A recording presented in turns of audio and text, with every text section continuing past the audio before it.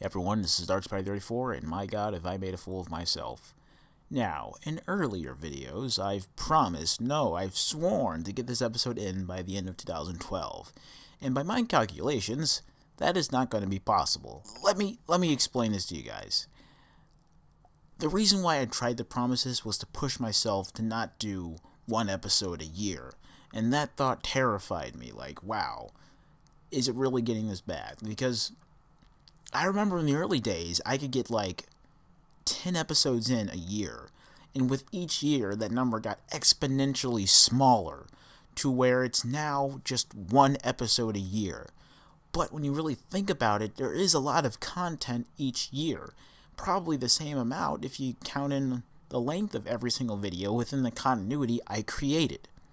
Like, for example, there's these little extra videos that take place in between each episode. So it tells its own little side story. It has its own conversation about certain things happening not only in our world, but in the world that I've created. No other Lego Spider-Man series has ever done that. And it also foreshadows later episodes. Like, the other one I uploaded definitely foreshadows a later episode that I plan to do. That whole thing that was a scene from episode 29 that I expanded into a 3-minute video. I'm not lazy, guys. If anything, it's taking so long because I'm the exact opposite. Okay, yeah, sometimes I'm lazy, but with this, I put a lot of work into it. And episode 28 was like 40 minutes. It was almost 40 minutes, so that's double the length of your average TV show. In addition to all the other extra videos I uploaded that take place in between the episodes. So there's a lot of content there.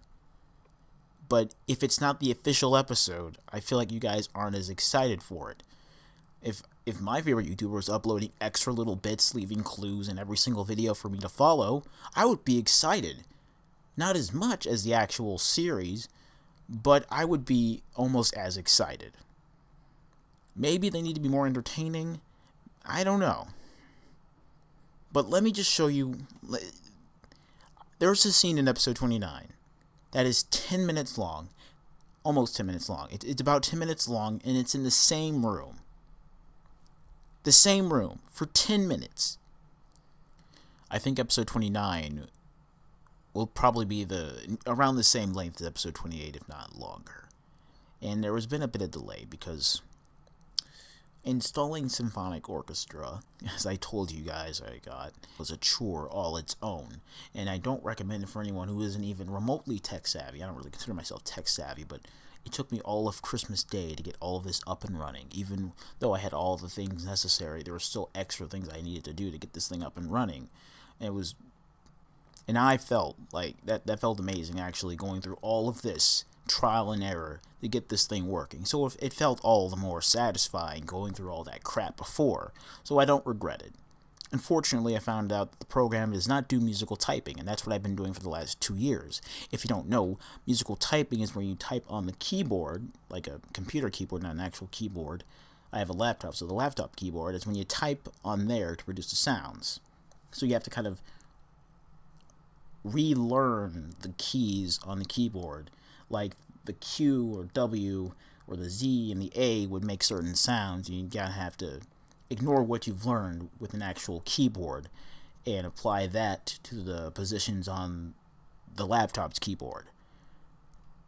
So I had to actually go out and buy like a keyboard for the program. So that's just more stalling. And I actually found one that works pretty well. So I'm back to actually working on an actual keyboard. And right here, I have Symphonic Orchestra up and running right now, so I'll play a bit of music for you guys so you know what it sounds like. So I'm not just lying about getting all this extra stuff. Okay, let's see. Let me see.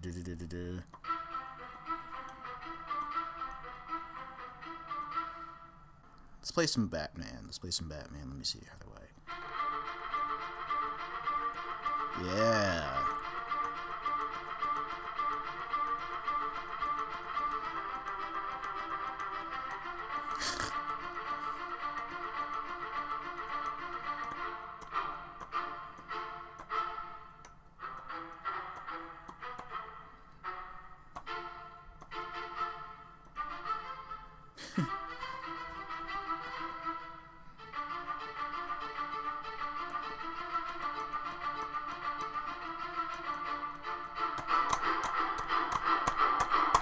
So that's just me.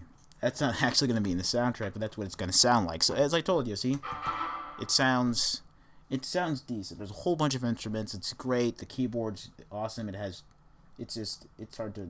I'm so glad I got it. Soundtrack's going to sound better. Half the soundtrack is going to be everything I've made before then, probably getting rid of some of the other tracks I made, because sometimes I make the soundtrack before I film the actual scene. I just read the script and I actually conduct with what I'm reading. So some of the action scenes are going to have different scores than I originally planned, but some of the more slower scenes, I'm going to keep the music I already conducted for that. So I'm glad I finally have a professional, well, quote professional unquote, music making program that has realistic instruments and everything. So I'm done. This is it. No more copyright. I don't have to go back. But that did sound an awful lot like Batman. So I might get a copyright claim regardless. Sounds exactly like it. Wow. Kind of messed up there, but whatever. Okay. So yes, I am working on stuff. I've got slight delays. I'll try to get this in by, if I can get this in by like if I can get this on the very last day of 2012, that's fine, but I can no longer promise that. That's just not feasible anymore. I wish I could, but I can't. But once again, remember what I said, there's been loads of content that I've uploaded from this continuity, and to me that's not as important. I could go without it, but there's just little extra bits that makes it more satisfying. And little extra bits that I'll upload later, I'll try to put more action in there. I'll try to make it more exciting. Although the last one I uploaded was kind of exciting near the end, if you get what I'm saying. So I apologize for making promises I can't keep. I'm owning up to my mistake. La-di-da-di-da. Also, something recently happened in the comic book community. A pretty prominent character in the Amazing Spider-Man continuity has been killed off in the most convoluted ways I've ever seen. Of course, I probably am reading out of context, because I read a summary, because I actually didn't read the comic book. I believe it was the Amazing Spider-Man issue number 700. Spoilers are in that issue. If you want to be spoiled, go ahead and read it, but I'm just surprised. Not that the character died, but that he or she died in a very bizarre way. I mean, I just I don't know what they're doing. I honestly don't. I don't know what they're on right now. I'm not really sad. I mean, I should be sad, but it just doesn't feel real, so I'm not that sad. I'm more confused than anything. I felt like there was another continuity that handled a similar death to that, but did a slightly better job. Okay, it was an okay death. It was an okay death for that character, but in this continuity, it was just bizarre. It just didn't make any sense, and I feel like it gets less heat than some of the controversies that the movie has done, because it's the comic book, it's the source material. We have to blindly respect and love everything that it does, and I don't agree with that. I don't like comic books. I like good comic books, or comic books that I feel that are good. Of course, I pander to and love all the other comic books everyone else loves, like Watchmen, The Dark Knight Returns, and The Killing Joke, and all that stuff. Yeah, I may pander like that, but there's some comic books that people just crap on that I think, hey, it's okay. It's okay.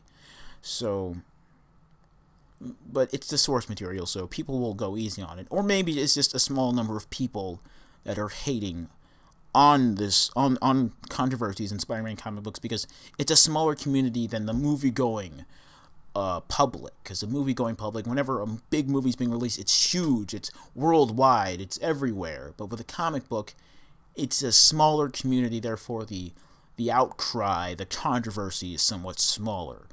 But I feel like everything that's been happening with the recent Spider-Man comic books is just, oh my god. The movies are better than the comic books now. This is freaking me out.